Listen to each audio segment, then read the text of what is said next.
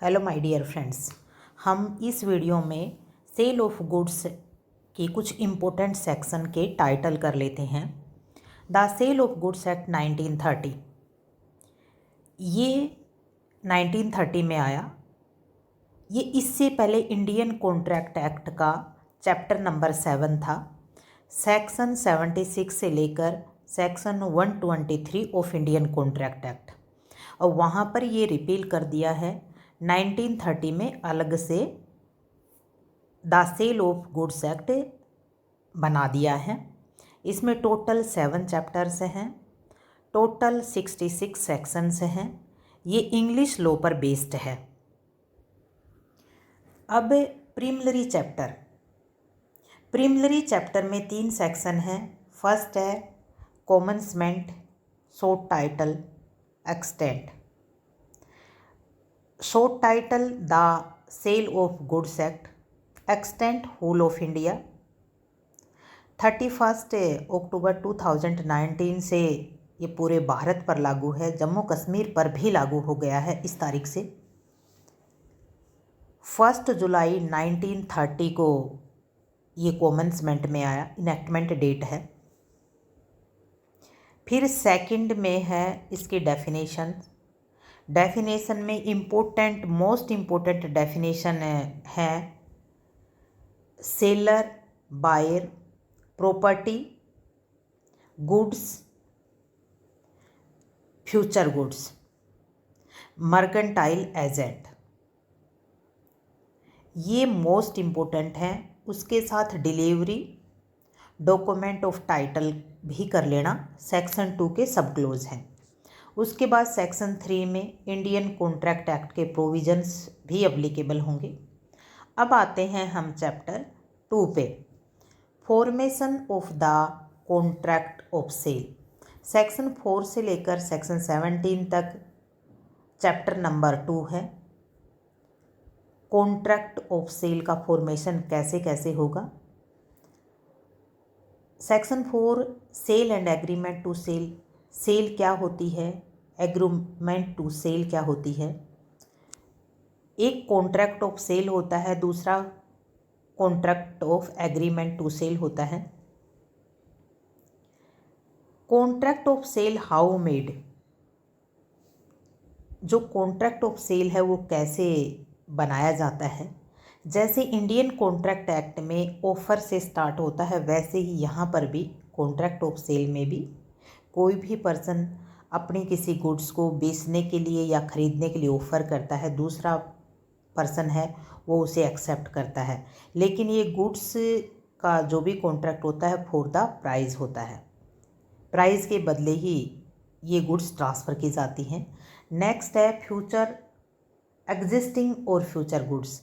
जो गुड्स होती हैं इस एक्ट में वो एग्जिस्टिंग भी हो सकती हैं, वो फ्यूचर गुड्स भी हो सकती हैं।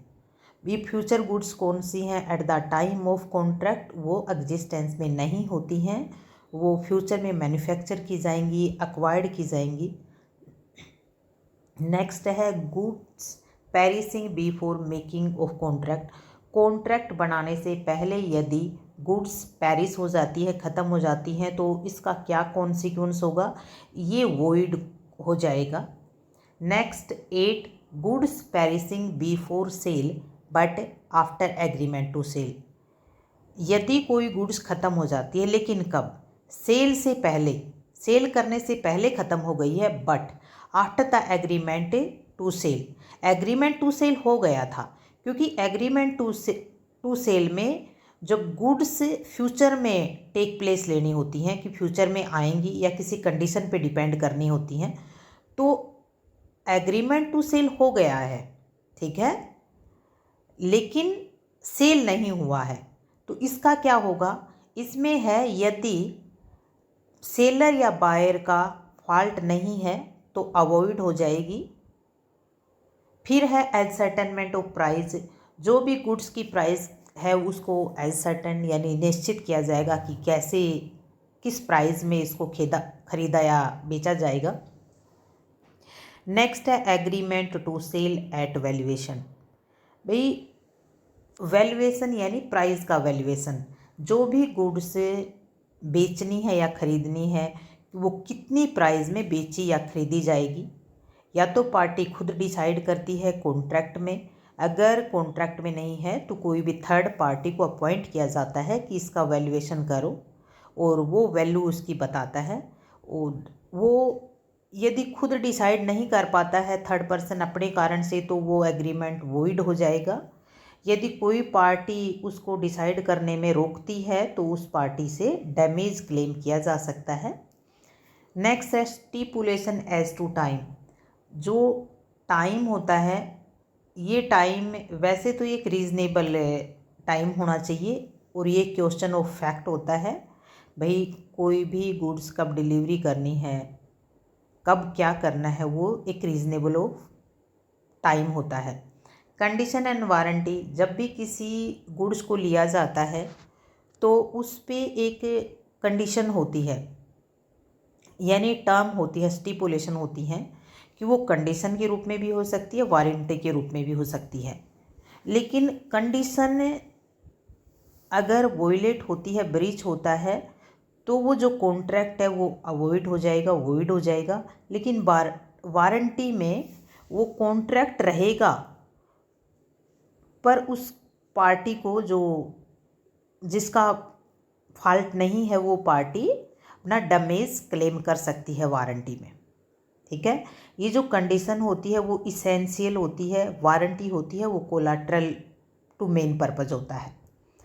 When condition to be treated as warranty, भाई क्या कंडीशन को वारंटी के रूप में ट्रीट किया जा सकता है? हाँ, किया जा सकता है। यदि पहली बात तो देखो कि यदि कंडीशन थी और कंडीशन को ब्रीच किया है, तो जो पार्टी उसका सफ़र कर रही है उस पार्टी के पास राइट है, ठीक है, वो उसको एज ए वारंटी ले। या कुछ पार्ट डिलीवर कर दिया है और पार्ट को सीवियर नहीं किया जा सकता है, तब वारंटी ट्रीट किया जा सकता है। Implied undertaking as title, title के बारे में ये समझा जाएगा कि यदि सेलर ने सेल की है तो उसका राइट है सेल करने का, और बायर को जो गुड्स मिली है उसको शांतिपूर्वक उसका पोजीशन या उसे यूज करने का उसे अधिकार है। फिर कोई भी गुड्स दी जाती है तो ये समझा जाएगा उस पर किसी तरह का कोई भी इनकम्बेरेंस या चार्ज नहीं है, और यदि है तो बायर को पता होना चाहिए।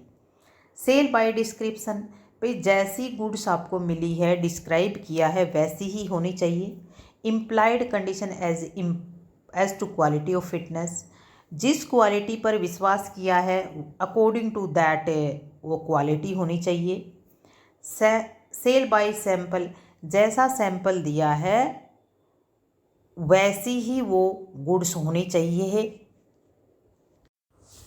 थर्ड चैप्टर है effect of the contract transfer of property as between seller and buyer. 18 से लेकर 30 तक चैप्टर नंबर 3 है। Goods must be ascertain, जब भी गुड्स ट्रांसफ़र की जाती है उनका निश्चित होना ज़रूरी है कि कौन सी goods. Property passes when intent to pass, वो जो गुड्स जो प्रॉपर्टी है वो कब पास मानी जाती है? जब इंटेंशन हो उसको पास करने की। Specific goods in a deliverable state, ये सेक्शन 20, 21, 22, इन तीन चीज जो सेक्शंस हैं वो एक दूसरे से deliverable state, not deliverable state से रिलेटेड है। भाई कोई भी स्पेसिफिक गुड्स का कोई कॉन्ट्रैक्ट किया जाता है तो डिलीवरेबल स्टेट में है, या सेक्शन 21 कहता है कि specific goods to be put into a deliverable state. Section 22 कहता है specific goods in a deliverable state when the seller has to do anything, किसको करना है? सेलर को करना है। Has to do anything in order to ascertain price, price को ascertain करने के लिए किसको करना है? सेलर को कुछ करना है। 22 में। 23 में sale of an ascertained good and appropriation. फिर नेक्स्ट है 24 goods sent on approval, sale और return. 25 reservation of right of disposal, 25 में जो डिस्पोजल का राइट है उसको रिजर्व करना। 26 most important risk prima facie, passes with property, जिधर प्रॉपर्टी होगी उसके साथ रिस्क चला जाएगा। Sale by person not the owner 27 important है। फिर उसके बाद है 28 sale by one of joint owners. Next है sale by person in possession under voidable contract, voidable contract के तहत जिसके पास गुड्स है उसके द्वारा सेल करना, फिर क्या प्रभाव पड़ेगा। सेलर और buyer in possession after sale, sale के बाद किसका पोजेशन है, बायर का है या सेलर का। अब चैप्टर है 4, सेक्शन 31 से लेकर 44 तक चैप्टर नंबर है 4। Performance of contract, duty of seller and buyer, seller and buyer की क्या ड्यूटी है। फिर है payment and delivery are concurrent condition, ये हरियाणा में आया हुआ है। कनकरेंट कंडीशन है यानी कि भाई पेमेंट जिस पार्टी को करनी है वो रेडी रहे पेमेंट करने के लिए, डिलीवरी जिसको करनी है वो डिलीवर करने के लिए रेडी रहे। ये दोनों कनकरेंट कंडीशन है, दोनों साथ साथ चलती हैं। 33 में है डिलीवरी। 34 में effect of part delivery, part delivery का क्या इफेक्ट होगा। 35 में buyer to apply for delivery, delivery के लिए कौन अप्लाई करेगा, 35 कहती है बायर अप्लाई करेगा। Rules as to delivery, delivery के रूल किस में दिए गए हैं, 36 सेक्शन में। डिलीवरी फॉर रॉन्ग क्वांटिटी, अगर रॉन्ग क्वांटिटी डिलीवर कर दी है तो फिर क्या होगा। 38 में इंस्टॉलमेंट डिलीवरी, इंस्टॉलमेंट में डिलीवरी हो 38। 39 डिलीवरी टू कैरियर और वार फिंगर, ये 39 सेक्शन है, ये हायर जुडिशरी में मेंस में क्वेश्चन कई बार पूछा जाता है। Risk where goods are delivered at a distant place, जब गुड्स की डिलीवरी किसी दूर स्थान पर की जाती है तब रिस्क कहाँ रहेगा। Where 41 buyers right of examining the goods, buyers का राइट है गुड्स को एग्जामिन करें। 42 में एक्सेप्टेंस है। 43 buyer not bound to return rejected good, buyer rejected good को रिटर्न करने के लिए बाउंड नहीं है। 44 liability of buyer for neglecting और refusing delivery of goods, delivery of goods को यदि वो बायर नेग्लेक्ट करता है या रिफ्यूज़ करता है तो उसकी क्या लाइबिलिटी होगी, section 44। Chapter 5 rights of unpaired seller against good, ये प्रीलिमिनरी एंड मेंस का most important most favourite topic है। अनपेड सेलर कौन होता है, इसको की डेफिनेशन सेक्शन 45 में दी गई है। भाई किसी भी सेलर ने कोई भी गुड्स यदि दी है तो उसकी जो प्राइस होती है, प्राइस उसे पूरी नहीं मिली हो, हाफ नहीं मिली हो, भी कोई भी रिमेनिंग प्राइस रह गई हो या किसी इंस्ट्रूमेंट में दी हो प्राइस, ठीक है, बिल ऑफ एक्सचेंज में दी है, कोई भी चेक में दी है तो वो बाउंस हो गया हो। नेक्स्ट है अनपेड सेलर राइट्स, भाई अनपेड सेलर के क्या राइट्स होते हैं, सेक्शन नंबर 46 बताती है। भाई अनपेड सेलर के पास एज ए लियन भी राइट होता है, उसके पास स्टॉपेज इन ट्रांजिट, रास्ते में रोकने का अधिकार होता है। सेलर्स लेयन 47 बताता है। पार्ट डिलीवरी, यदि पार्ट डिलीवरी करती है और अनपेड सेलर है तो क्या होगा, 48। टर्मिनेशन ऑफ लियन, लियन कब टर्मिनेट हो जाता है। Right of stoppage in transit, भाई उसके पास दो राइट होते हैं अनपेड सेलर के, एक राइट टू लियन, दूसरा right of stoppage in transit. Right of stoppage in transit 50। Duration of transit, transit का क्या ड्यूरेशन होगा, 51। How stoppage in transit is affected, ये कैसे अफेक्ट होता है, 52। 53 इफेक्ट ऑफ सब सेल प्लेस बाय बायर, यदि वो अनपेड सेलर है फिर भी बायर ने वो जो गुड्स ली है वो सब सेल कर दी है या प्लेस कर दी है किसी को तो क्या प्रभाव पड़ेगा, 53 कहता है। 54 सेल नोट जनरली रिस्काइंडेड बाय लियन और स्टॉपेज इन ट्रांजिट, जो भी सेल होती है वो ओनली लियन या स्टॉपेज इन ट्रांजिट से जनरली रिस्काइंड नहीं होती है। नेक्स्ट चैप्टर है 6 suit for breach of contract section 55 से लेकर 61 तक। सूट फॉर प्राइस, भाई यदि गुड्स डिलीवर कर दी है और उसकी प्राइस नहीं दी है तो प्राइस के लिए सूट किया जा सकता है, section 55।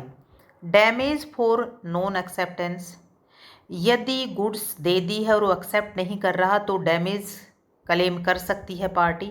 Damage for non delivery, यदि कॉन्ट्रैक्ट हो गया है और गुड्स डिलीवर नहीं कर रही है पार्टी तो डैमेज क्लेम किया जा सकता है, 57।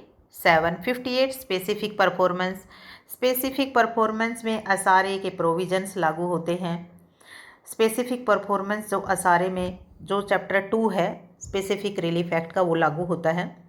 नेक्स्ट है 59 remedy for breach of warranty, यदि वारंटी को ब्रीच किया जाता है तो क्या रेमेडी है, ये हमें सेक्शन 12 सेक्शन 13 के साथ पढ़ते हैं, सोगा की सेक्शन है ये। Section 60 repudiation of contract before due date, यदि डेट से पहले कॉन्ट्रैक्ट को रेपुडिएट कहते हैं, इसको एंटीसिपेटरी ब्रीच ऑफ कॉन्ट्रैक्ट भी कहते हैं, सेक्शन 60। अगर कोई पार्टी परफॉर्मेंस की डेट से पहले ही उसको कॉन्ट्रैक्ट को रेपुडिएट करती है तो जो दूसरी पार्टी है उसके पास राइट होता है या तो वो उसको रेपुडिएट समझ कर क्लेम कर ले, और या उसको तब तक जब तक डेट है तब तक सब्सिस्टेंस में समझे, उसके बाद क्लेम कर सकता है। नेक्स्ट है interest by way of damage and special damage. Next है मिसलेनियस चैप्टर। मिसलेनियस चैप्टर में 62 से लेकर 66 तक है। चैप्टर नंबर 7 है exclusion of implied terms and condition. क्या जो इम्प्लाइड टर्म्स एंड कंडीशन होती हैं कॉन्ट्रैक्ट ऑफ सेल या कॉन्ट्रैक्ट एग्रीमेंट टू सेल में, तो क्या उसको एक्सक्लूड किया जा सकता है? यस, किया जा सकता है। नेक्स्ट है रीजनेबल टाइम। जो रीजनेबल टाइम होता है गुड्स के लिए वो क्या होता है? एक क्वेश्चन ऑफ फैक्ट होता है। 64 में ऑक्शन सेल, जब भी कोई गुड्स की ऑक्शन द्वारा सेल की जाती है तो सबसे पहले तो भाई जो भी ऑक्शन के लिए लगाई जाती है वो ऑक्शन कब कंप्लीट होती है? ऑक्शन पे लगाई जाती है तो ऑक्शन तब कंप्लीट होती है जब वो हैम्पर डाउन होता है तब, उससे पहले नहीं। नेक्स्ट है 64A contract of sale amount of increase decrease taxes to be added और डिड्यूस्ड। यदि कॉन्ट्रैक्ट के टाइम पर कोई भी टैक्स जितना था उतना कॉन्ट्रैक्ट में होता है, लेकिन उसके बाद यदि कोई टैक्स कम होता है या ज़्यादा होता है तो पार्टी, यदि ज़्यादा हो गया है तो देना पड़ेगा, यदि कम हुआ है तो वो डिडक्ट हो जाएगा। ये इस एक्ट का रूल है। 65 रिपील हो गया है 1938 में। 66 है सेविंग। 66 में सेविंग में क्या बोला गया है कि भाई सेल ऑफ गुड्स एक्ट से पहले की जो भी राइट, लाइबिलिटी, इंटरेस्ट, किसी भी तरह की कोई चीज़ है उसका इस एक्ट पे कोई प्रभाव नहीं पड़ेगा। फिर लास्ट में एक बात बोली है कि सेल ऑफ गुड्स चार्ज पे, मोर्टगेज पे, प्लीज पे, इन पे लागू नहीं होती। क्यों नहीं होती है? क्योंकि ट्रांसफर ऑफ प्रॉपर्टी एक्ट उन प्रोविजंस पर लागू होता है और सेल ऑफ गुड्स एक्ट है ओनली मूवेबल प्रॉपर्टी पे लागू होता है। बाय, जय हिंद, जय भारत। आई होप आपको काम आएगा। आपको पसंद आता है तो कमेंट कीजिए, नेक्स्ट डिटेल से करेंगे हम।